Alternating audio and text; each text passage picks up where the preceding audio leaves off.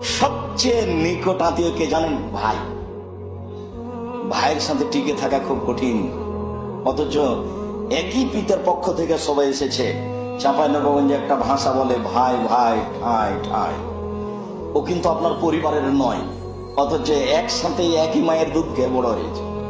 বিবাহ করার সাথে সাথে ও আর একজনকে, ভাতিজাকে, ভাইকে তার সংসার একটু সহযোগিতা করতে পারবে, এরকম মন মানসিকতা খুবই কম আছে, খুব কম। ঝামেলা এখানেই বাঁধবে। সবচেয়ে নিকট আত্মীয়ের সাথে সদাচরণ করো। পৃথিবীতে সবচেয়ে নিকট আত্মীয় হচ্ছে ভাই। আল্লাহ তাআলা বলেন অবিদিল কুরবা, নিকট আত্মীয়ের সাথে সদাচরণ করো। আমার চোখের দেখা, যেটা আমি একদিন বলেছি মনে হয়, আমাদের গ্রামে দুই ভাই মারামারি লেগেছে, ঝগড়া দিয়ে সব জিনিস ভাগ করছে, তো ঢেঁকিটা কেটে ভাগ করে নিয়েছে।